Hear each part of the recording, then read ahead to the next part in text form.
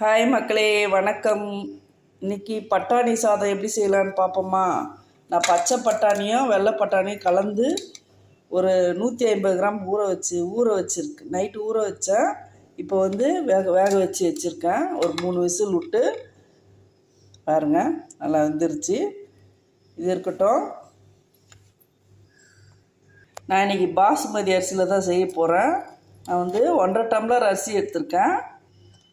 இந்த டம்ளரில் 1.5 டம்ளர் அரிசி எடுத்திருக்கேன் உள்ள அளவுக்கு. இப்போ இந்த அரிசியை கழுவியாச்சுங்க. இப்போ இந்த அரிசி வந்து நல்லா பழைய அரிசி தான். இதை வந்து ஒரு லென்த்து பண்ணணுன்னா ஒரு ஐடியா இருக்குங்க. உடனே செய்யணும், ஒரு அரை மணி நேரம் ஊற வைக்கணும்னு சொல்லுவாங்க இல்லைங்களா? ஊற வைக்காமலே உடனே லென்த்து பண்ணோன்னா ஒரு ஐடியா இருக்குது. நான் ஒரு 2 டம்ளர் அளவு சுத்தண்ணி வச்சுருக்கேன். இதை தண்ணி எடுத்து அதை ஊற்றிடுவோம். உடனே செய்கிறதா தான் நீங்கள் இப்படி செய்யலாம். வாங்க எப்படி செய்யலான்னு பார்ப்போம். இந்த தண்ணியை வந்து சுடு தண்ணியை வந்து ஊற்றிடலாம் அந்த அரிசியில். இப்படி ஊற்றும்போது நல்லா லென்த்தாகிடுங்க அரிசி. நம்ம தாளிக்கிறதுக்குள்ளே நல்லா லென்த்தாகிடும். ஒரு 3 நிமிஷம் ஆகிடும் நம்ம தாளிக்கிறதுக்கு. அதுக்குள்ளே வந்து நல்லா இவ்வளோ லென்த்தாகிடும். இது ஒரு ஓரமாக இருக்கட்டும். 1.5 டம்ளர் அரிசின்றதுனால நான் வந்து வெங்காயம் கம்மியாக தான் எடுத்திருக்கேன். ஒரு பெரிய வெங்காயம் ஒரு 2 வெங்காயம் தான் எடுத்திருக்கேன். இது வந்து ஒரு 100 கிராம் வெங்காயம் அளவு வரும். 100 கிராம் வெங்காயம், ஒரு 5 பச்சை மிளகாய் எடுத்திருக்கேன். சின்னதாக ஒரு எலுமிச்சைப்பழம். அடுத்து கொத்தமல்லி வந்து நிறையவே இருக்கும். ஒரு 2 கைப்பிடி அளவு இருக்கும். நான் வந்து நல்லா க்ளீன் பண்ணி தண்ணியில் போட்டு ஊற வச்சுருக்கேன். இது தாளிக்கிறதுக்கு கரம் மசால் பட்டை,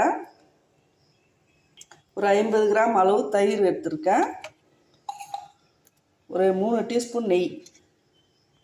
இவ்வளோதாங்க இதுக்கு தேவையான பொருள். இப்போ ஒரு குக்கர் வச்சுக்கலாம் கேஸ் ஸ்டவ்வில். முதல்ல ஒரு 50 கிராம் அளவு தேங்காய் எண்ணெய் ஊற்றிப்போம். இதுலேயே வந்து நெய் ஊற்றிக்கலாம். நெய் ஒரு 2 டீஸ்பூன் போட்டுக்கலாம்.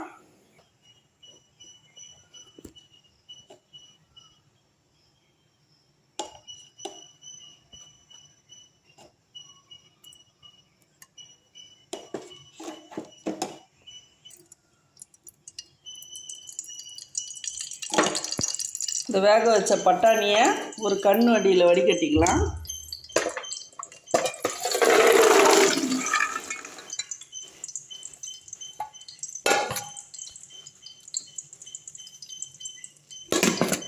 இது இப்படி இருக்கட்டும். எண்ணெய் நல்லா காஞ்சிருச்சு. இப்போது பட்டை லவங்கம் ஏலக்காய் போட்டுப்போம். இது நல்லா பொரியட்டும். வெங்காயம் போட்டுக்கலாம். வெங்காயமும் பச்சை மிளகாவும் நல்லா வதங்கட்டும்.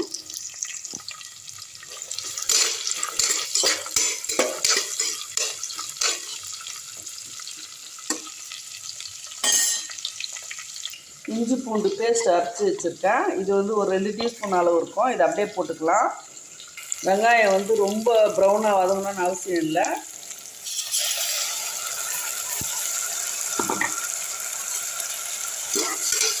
நல்லா வதங்கட்டும்.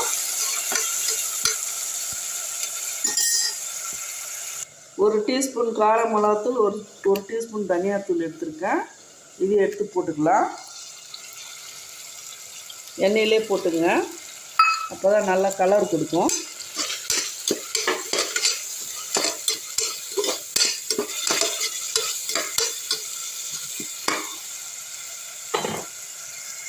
அடுத்து பச்சை பட்டாணியை போட்டுக்கலாம்.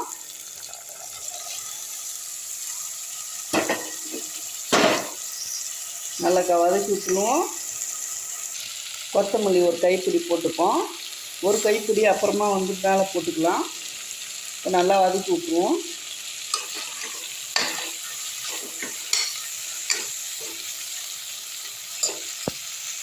இது பட்டாணியோடு சேர்த்து அரிசி வந்து 400 கிராம் வரும். பட்டாணியோடு சேர்த்து 1/2 கிலோ அரிசிக்கு ஏற்ற உப்பு போட்டுடலாம். கொஞ்சம் கூடவே போட்டிருக்கேன் நான். ஒரு 3 டீஸ்பூன் அளவு, ஒரு 2 டீஸ்பூன் அளவு தயிர் ஊற்றிப்போம்.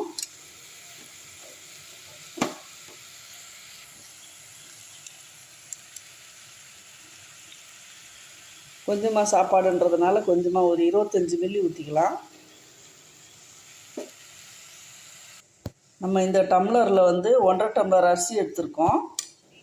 இப்போ நம்ம இந்த சுண்டல் வேக வச்ச தண்ணியை ஃபஸ்ட்டு அளந்துக்கலாம். இது வந்து கரெக்டாக 1 டம்ளர் தண்ணி வருது. நம்ம அந்த தண்ணியை ஃபஸ்ட்டு ஊற்றிப்போம். இன்னொரு டம்ளர் தண்ணி 2.25 ஊற்றிக்கலாம். ஏன்னா வந்து 3/4 டம்ளர் எப்படின்னா அரிசி நம்ம வந்து சுடுதண்ணில் ஊற வச்சுருக்கோம். பாருங்கள் எவ்வளோ லென்த்தாக எப்படி வந்துருச்சு பார்த்தீங்களா? நல்லா லென்த்தாக இருக்கும். இப்போ இந்த தண்ணி வந்து 2.25 டம்ளர் ஊற்றிக்கலாம். கரெக்டாக இருக்கும்.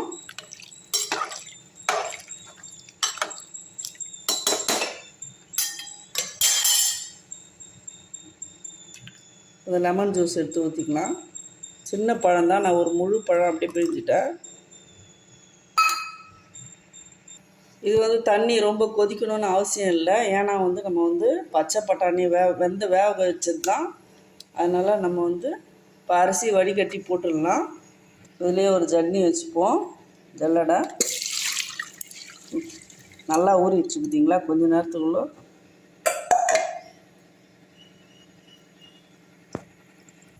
அரிசியை போட்டுடலாம்.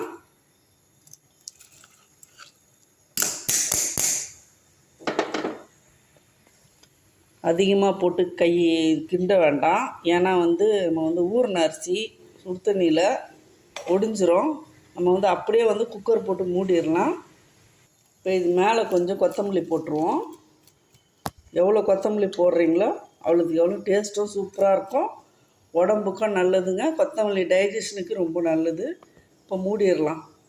கரெக்டாக 2 விசில் வந்தவுடனே சிம்மில் வச்சுட்டு ஒரு 3 நிமிஷம் கழித்து ஆஃப் பண்ணிடணும். அவ்வளோதாங்க டைமிங்கு.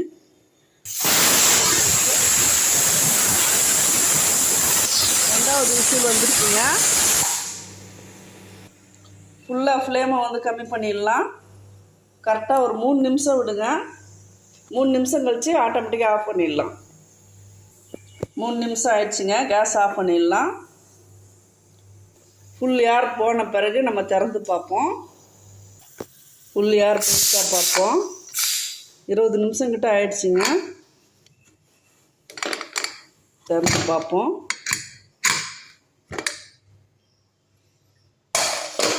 வாவ், சூப்பராக வந்திருக்குதுங்க சாப்பாடு.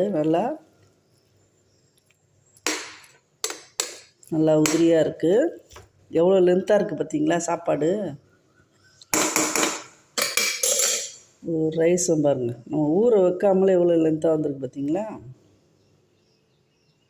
ஆனால் வந்து சுடு தண்ணி ஊற்றினோம்னா உடனே வந்து நம்ம வந்து டக்குன்னு தாளிக்கிற மாதிரி இருக்கணும். ரொம்ப நேரம் வந்து ஊற விட்டுறக்கூடாது. சாப்பாடு குழஞ்சிரும். சாப்பாடு பார்த்தீங்களா எவ்வளோ உதிரியாக வந்திருக்கு பார்த்தீங்களா? அதுங்க பழன்னு இருக்குது பார்த்தீங்களா? கொஞ்சம் ஆறணுன்னா இன்னும் கொஞ்சம் பழன்னு ஆகிடும்.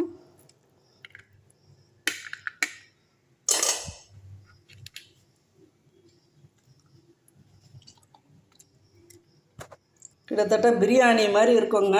நம்மளுக்கு வந்து இந்த பச்சை பட்டாணி சாதம் வந்து பிரியாணி மாதிரி இருக்கும். நம்ம தக்காளி இல்லை, புதினா இல்லை, ஆனால் வந்து பிரியாணி டேஸ்ட்டில் இருக்கும். கண்டிப்பாக நீங்களும் வீட்டில் ட்ரை பண்ணுங்கள்.